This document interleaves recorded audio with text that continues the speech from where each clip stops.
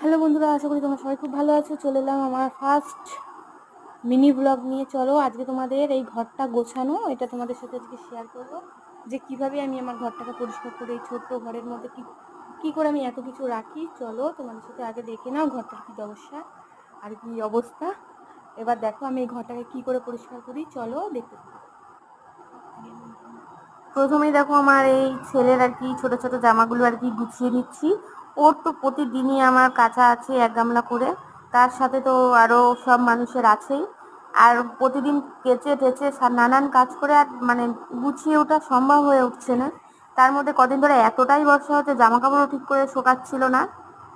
আর আজকে বেশ রোদটা ভালোই দিয়েছে, দেখলাম সব কিছু শুকিয়ে গেছে।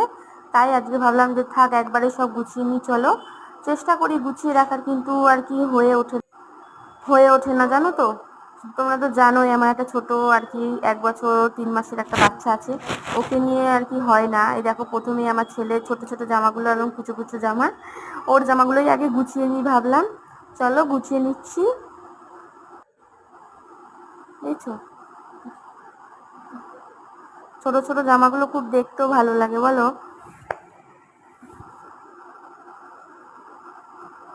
আর আমি রোজই চেষ্টা করি জামা প্যান্ট গোছানোর, কিন্তু আর কি করব, মানে যারা যারা আমার ভিডিও দেখে তারা তারা জানে আমি আমার ঘরটাকে কতটা মানে চেষ্টা করে গুছিয়ে রাখি। চলো দেখতে থাকো। এরপরে দেখো আমার ছেলে মানে সব বিছানার চাদর ফাদর তো আজকে কেচেছিলাম, সেই চাদরগুলো দুপুরেই পেতে রেখেছি। আর এই ছেলের বালিশের ওয়ারগুলো ভরে নিচ্ছি এখন, দিয়ে বিছানাটা ভালো করে পরিষ্কার করে আর কি ঝেড়ে নেবো, একদম সুন্দর করে ঝেড়ে নেবো বিছানাটাকে।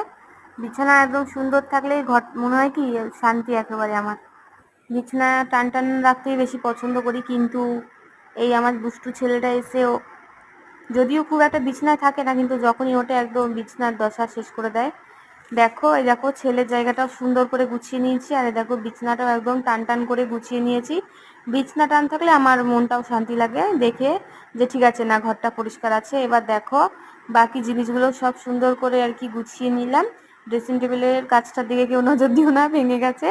আর আমার এই ফার্স্ট মিনি ব্লগটা যদি তোমাদের ভালো লেগে থাকে, লাইক কমেন্ট আর সাবস্ক্রাইব করে দিও। পরবর্তী কি ভিডিও চাই সেটা তোমরা কমেন্ট করে জানিও। টাটা।